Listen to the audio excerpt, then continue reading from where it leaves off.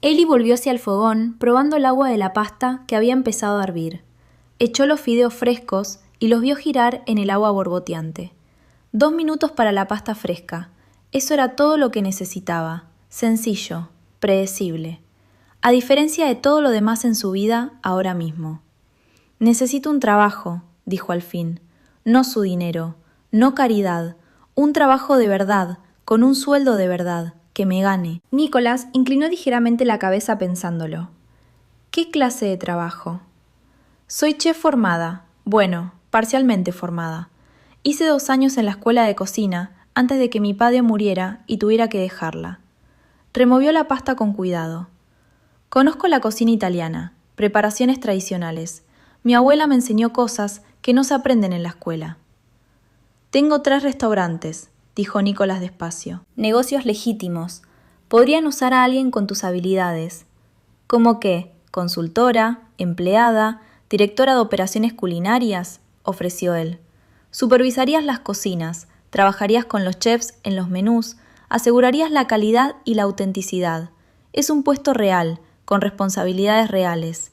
4.500 al mes de sueldo. Ellie escurrió la pasta, y el vapor subió en nubes que le enturbiaron la vista. 4.500 al mes, más de lo que ganaba como camarera, más de lo que había ganado jamás en realidad. Y cuando se resuelva la situación con los albaneses, preguntó, ¿conservo el trabajo o desaparece? Lo conservas mientras lo quieras, términos contractuales, legales y vinculantes. Emplató la pasta, la cubrió con salsa y desgarró albahaca fresca por encima. Deslizó un plato hacia Nicholas y se quedó otro para ella. Él cogió un tenedor y probó un bocado. Alzó ligeramente las cejas. Esto es excepcional. La receta de mi abuela. Ellie tomó su propio bocado y los sabores familiares le ofrecieron un pequeño consuelo. Entonces, trabajo real, sueldo real, contrato real, todo eso. Comió despacio, analizando todos los ángulos. Seguía siendo su mundo, sus condiciones, su control. Pero era mejor que esconderse indefinidamente sin ingresos, mejor que dejar que toda su vida se viniera abajo mientras esperaba que el peligro pasara. Acepto, dijo al fin, pero quiero el contrato por escrito, términos profesionales, y si quiero renunciar, puedo hacerlo. De acuerdo. Comieron en silencio durante un rato, de ese silencio bueno que no necesita llenarse. Cuando Ethan volvió a la cocina, Nicholas deslizó el segundo plato hacia él. «Prueba esto». Ethan tomó un bocado y asintió con aprecio. Debería contratarla de verdad. «Acabo de hacerlo», dijo Nicholas con una leve sonrisa en el rostro. Ellie los miró a ambos, y la realidad cayó sobre ella como un peso. Tenía un trabajo, seguridad, protección, todo lo que necesitaba para sobrevivir a aquella pesadilla. Lo único que le costaba era su libertad y su paz mental. Terminó la pasta y empezó a limpiar, con las manos ocupadas otra vez, y la mente ya planificando menús y recetas. Si iba a hacer aquello, lo haría bien. Construiría algo real a partir de las cenizas de su vida interrumpida. Fuera, más allá de las ventanas, la ciudad seguía adelante. La gente vivía, trabajaba y se movía libremente por calles que ella no podía pisar sin riesgo. Pero en aquel apartamento caro, con aquellos hombres peligrosos, Ellie Wells estaba a salvo. Por ahora, tendría que ser suficiente. 2 semanas y media trabajando para Nicholas Pellegrini enseñaron a Ellie que un negocio legítimo podía ser tan exigente como el criminal. Tal vez más, porque exigía mantener las apariencias. El primer viernes pidió una llamada segura y habló con su madre. Mentiras cuidadosas y casuales, diciéndole que había cogido turnos extra y que no podía hablar mucho. Envió el dinero de siempre, de todos modos, viendo aparecer la confirmación de la transferencia en la pantalla, con un alivio tan afilado que casi dolía. Fuera lo que fuese lo que le habían robado, esa responsabilidad permanecía. 2 días después de firmar la renuncia de Nicholas, Ethan confirmó que las deudas de Detroit habían desaparecido. Sin amenazas, sin seguimientos, solo silencio donde antes había una soga. Y el FBI tampoco lo olvidó. Una semana dentro de su nueva rutina, se sentó en una sala de conferencias silenciosa con 2 agentes y el abogado de Nicholas dio una declaración grabada, hasta que se le quedó la garganta en carne viva, y luego se marchó con una tarjeta que prometía una declaración formal programada más adelante, cuando más adelante no pusiera su vida en peligro. Estaba de pie en la cocina de Casa Bianca, el segundo de los 3 restaurantes que Nicholas tenía en Manhattan, viendo al jefe de cocina preparar osobuco con técnicas que habrían hecho llorar a su abuela. El risotto al azafrán que la acompañaba era aceptable, pero el tuétano no se había asado correctamente antes del braseado. «El tuétano necesita fundirse despacio», dijo Ellie, manteniendo un tono profesional en vez de crítico. «Si lo brasea demasiado deprisa, se vuelve gelatinoso en lugar de sedoso. Pruebe a asar los huesos a 350 durante 20 minutos antes de añadirlos al líquido de brasear». El chef, un hombre de unos 50 años llamado Antonio, que al principio había resentido recibir indicaciones de alguien con la mitad de su edad, asintió pensativo. «Como hacía mi madre, olvidé ese paso cuando modernicé la receta. A veces las formas antiguas funcionan porque realmente funcionan», dijo Ellie, «no por tradición, sino porque la técnica es sólida». Nicholas estaba apoyado contra la encimera de acero inoxidable cerca de la puerta, observando el intercambio con aparente diversión. Últimamente, la acompañaba a esas visitas a restaurantes con más frecuencia de la necesaria.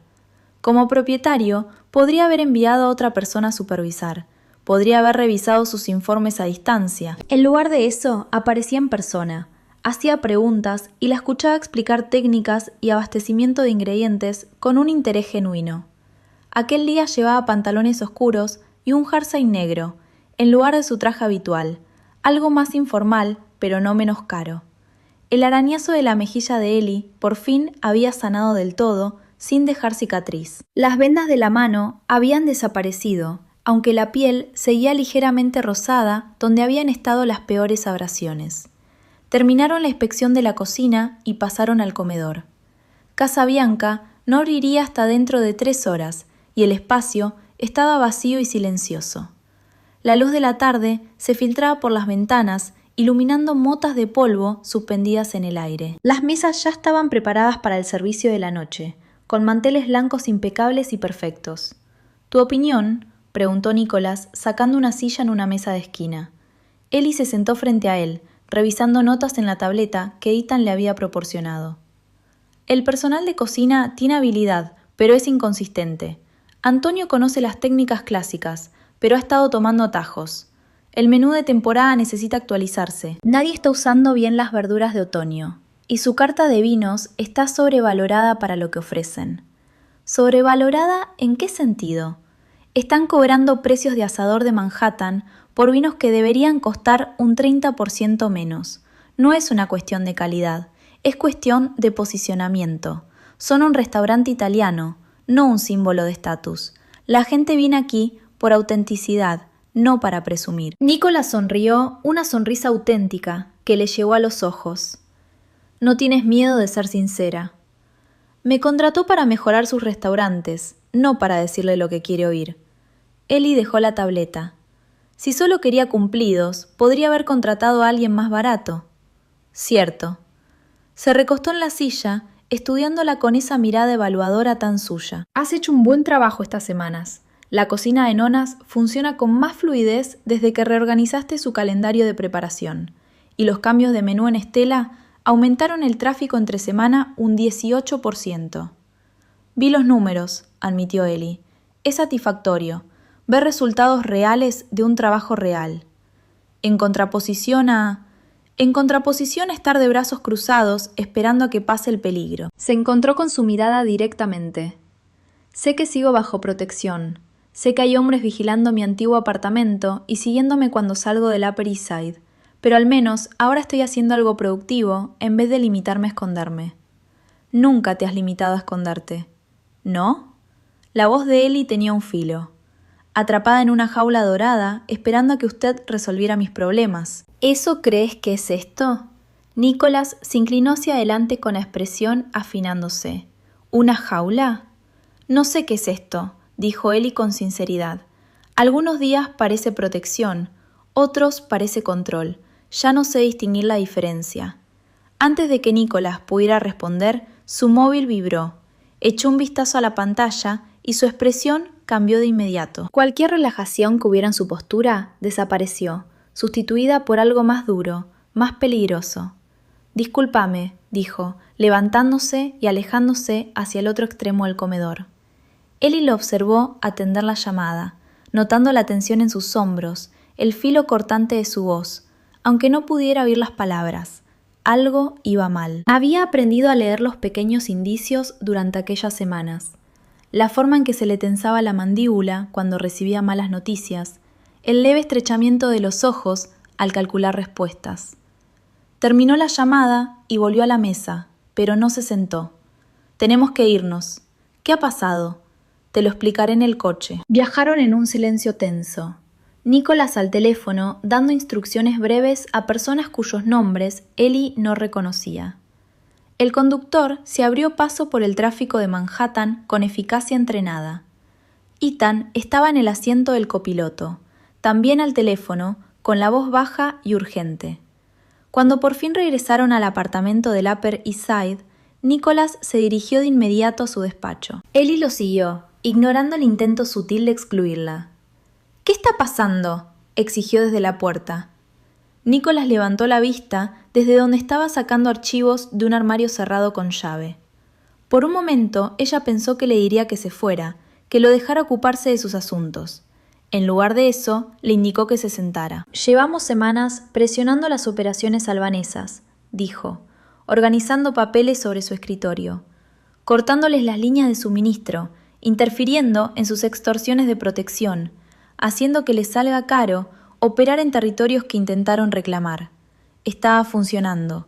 Habían perdido ingresos, habían perdido prestigio ante otras organizaciones. Empezaban a retirarse. Acaban de escalar. La voz de Nicolás seguía controlada, pero debajo ardía la furia.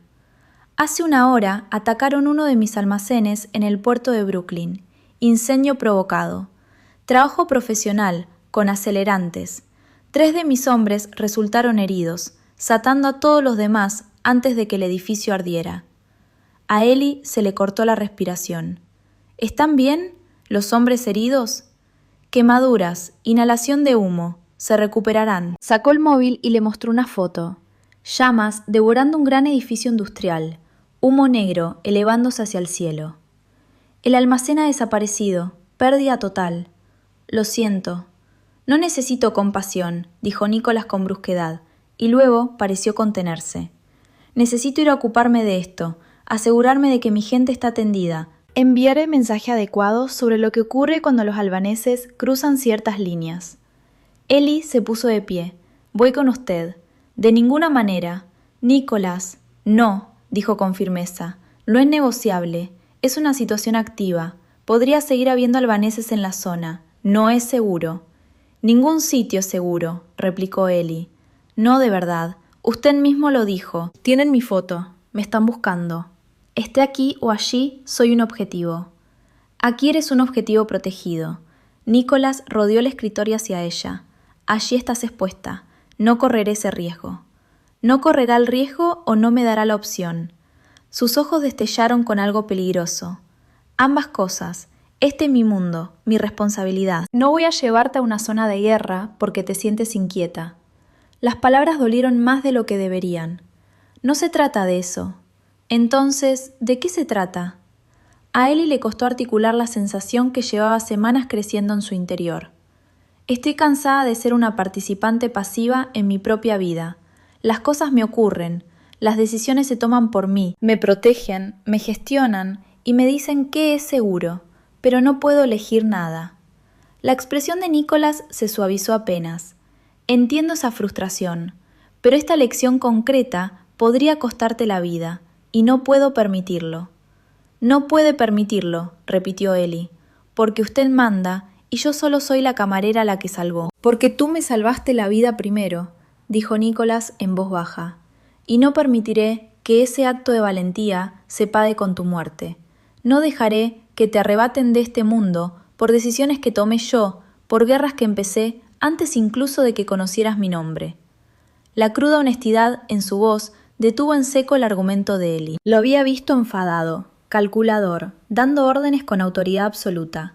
Pero aquello era distinto, era personal. «Tengo que irme», dijo Nicholas al cabo de un momento. «Ethan se quedará aquí contigo. Habrá 2 guardias fuera, estará segura». Eli quiso discutir más, pero vio que sería inútil. «Tenga cuidado». Algo parpadeó en su expresión. Sorpresa quizá al ver que a ella le importaba su seguridad. «Lo tendré». Se marchó con 4 hombres, todos armados, moviéndose con precisión militar. El apartamento pareció enorme y vacío en cuanto se fueron. Ethan se instaló en el salón con su portátil, vigilando lo que fuera que tuviera que vigilar. Eli caminó de un lado a otro durante 20 minutos, antes de rendirse y refugiarse en la cocina. Necesitaba tener las manos ocupadas, necesitaba crear algo para compensar la destrucción que estaba ocurriendo al otro lado de la ciudad. Hizo pan. Amasar exigía un esfuerzo físico que encajaba con su estado emocional. Empujar y doblar, descargando frustración en cada movimiento. El olor de la levadura era reconfortante, familiar, la anclaba cuando todo lo demás parecía caótico. Pasaron las horas. El pan se horneó, llenando el apartamento de calor y olor a hogar. Eli hizo una sopa para acompañarlo. Un minestrone sencillo, con verduras y alubias. Comida de consuelo para un día que había arrancado cualquier ilusión restante de normalidad.